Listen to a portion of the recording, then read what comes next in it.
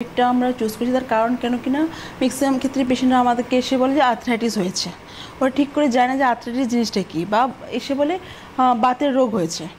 তা নয়, আর্থ্রাইটিস কি আমাদের যে বডিতে জয়েন্টগুলো রয়েছে, দুটো জয়েন্ট যেখানে আমার মিশছে সেখানে জয়েন্ট বলে, সেই জয়েন্টটাতে যখন কোনো ধরনের কোনো ইনফ্লামেশন হয় বা ডিজেনারেশন হয় সেখানেই কিন্তু আর্থ্রাইটিসটা গ্রোথ করে। আবার সেক্ষেত্রে আমরা দেখি যখন হাঁটুতে আমাদের আর্থ্রাইটিস হচ্ছে, অস্ট্রো আর্থ্রাইটিস হচ্ছে, আমাদের স্পাইনে যখন হচ্ছে সেখানে আমরা দেখি কি সার্ভাইকেলে হলে সার্ভাইকেল স্পন্ডিলাইটিস বলি, লাম্বার হলে লাম্বার স্পন্ডিলাইটিস। হ্যাঁ, সবটাই পরে, কিন্তু সেখানে ক্ল্যারিফিকেশান থাকে না কী ধরনের আর্থ্রাইটিস হয়েছে আমার। কেন কি না ডিজেনারেশন তো বডির আমাদের যেখানে যেখানে জয়েন্ট হচ্ছে সেখানে হতে পারে। স্পেশালি যে আমাদের জয়েন্টগুলো রয়েছে, knee joint, elbow joint, wrist joint, বা বিশেষ করে হিপ জয়েন্ট, বা আমাদের স্পাইন রয়েছে, স্পাইনে আমাদের এই ভাগগুলো রয়েছে, এই আমাদের 5টা ভাগ আছে, সেখানে যে কোনো জায়গাতে আর্থ্রাইটিস হতে পারে। যেখানে আমার বডিতে যেখানে আমার ইনফ্লামেশন হয়ে যাচ্ছে বা ডিজেনারেশন হয়ে যাচ্ছে বা কিছু কারণের জন্য স্টিফনেস হয়ে যাচ্ছে, বা যেখানে কার্টিলেজগুলো আছে যেগুলো ড্যামেজ হয়ে গেছে, সেগুলো থেকেই কিন্তু আর্থ্রাইটিসটা হয়। আর প্রত্যেকটা জায়গার আর্থ্রাইটিসের কিন্তু বিভিন্ন বিভিন্ন নাম রয়েছে। আর্থ্রাইটিস মানে ফুল বডিতে সেটা নয়, কিন্তু মানে আমরা দেখেছি মানুষ হাঁটু ব্যথা হলেই তারা মনে করেন আমার আর্থ্রাইটিস। তার মানে একটা মিসকনসেপশন। অবশ্যই। ডক্টর খানের কাছে আমি চলে যাব, এই মিসকনসেপশনের পিছনে কারণটা কি?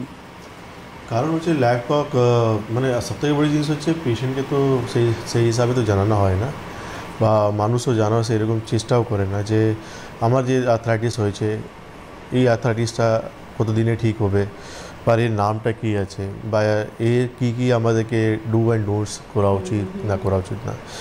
এই জন্য আজকে আর্থ্রাইটিস আমরা খুব কমনলি আমরা শুনি যে আমার বাতের সমস্যা হয়ে গেছে।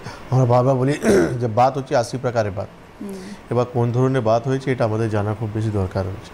কেন কি আমরা আর্থ্রাইটিস নিয়ে আজকে এই জন্য আমি স্পেসিফিক্যালি ডিসকাস করতে চাইছি, কেন কি আমরা জানি যে অস্ট্রো আর্থ্রাইটিস হলেও ব্যথা ওষুধ, লাম্বার স্পন্ডিলিসিস হলেও ব্যথা ওষুধ, অ্যাঙ্কিলোজিং স্পন্ডিলিসিস হয়ে গেছে তো সেখানেও কিন্তু ব্যথা ওষুধ, রুমেটয়েড আর্থ্রাইটিস হচ্ছে সেখানেও ব্যথা ওষুধ। মানে একটা ফেয়ারলিস আছে, যে ধরনের হাড়ের সমস্যা সেখানে কমনলি ব্যথা ওষুধ বা ক্যালসিয়াম সাপ্লিমেন্ট আমরা নিয়ে নিই।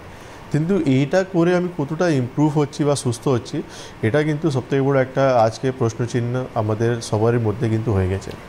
কেন কি যে যতই আমরা ডক্টর চেঞ্জ করছি বা রাজ্যের বাইরে যাচ্ছি, আমরা সব জায়গায় কিন্তু একটা সেম প্রেসক্রিপশনই চলছে। যে কলকাতায় আপনি দেখালেন সেখানে আপনার হাঁটুর জন্য যে ব্যথা ওষুধ পেলেন, ভেলোরে গিয়েও আপনি সেটাই পেলেন, হায়দ্রাবাদে গিয়েও আপনি সেটাই পেলেন, নাথিং চেঞ্জ। হ্যাঁ, খুব বেশি হলে কোম্পানির নামটা চেঞ্জ হয়েছে আর ডক্টর নামটা চেঞ্জ হয়েছে, কিন্তু ওষুধ সেমই রয়েছে, লাইন অফ ট্রিটমেন্ট পাওয়ারটা বাড়ছে কিংবা কমছে।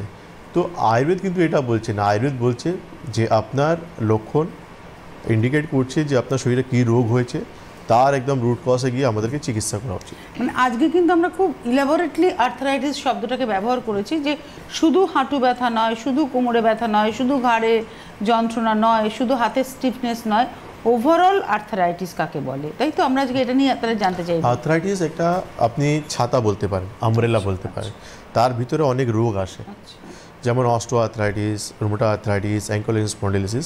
Basically patient to patient vary করছে।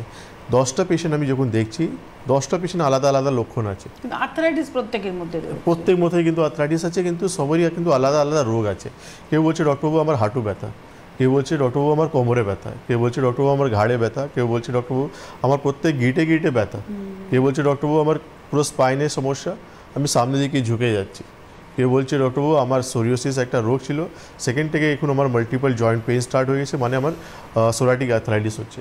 কেউ বলছে ডক্টরবাবু আমি দীর্ঘদিন ইউরিক অ্যাসিডের পেশেন্ট ছিলাম, আজকে এমন কন্ডিশন হয়ে গেছে আমার পায়ে বড় আঙুলি যেটা রয়েছে সেটা কিন্তু ফুলে গেছে, প্রচুর পেন রয়েছে, মিন্স গাউটি আর্থ্রাইটিস তার হয়ে গেছে। তো এই তো কিছু আর্থ্রাইটিস সমস্ত কিন্তু একটা সলিউশন হতে পারে না। এক্স্যাক্টলি, তার মানে আর্থ্রাইটিসের একটা ট্রিটমেন্ট নয়। আমি যখন এত কিছু আর্থ্রাইটিস আমি দেখতে পাচ্ছি, সমস্ত কিন্তু আর্থ্রাইটিসের লাইন অফ ট্রিটমেন্ট আলাদা থাকবে, তার ডু অ্যান্ড ডোন্ট আলাদা থাকবে, তার পঞ্চকর্ম থেরাপি আলাদা থাকবে।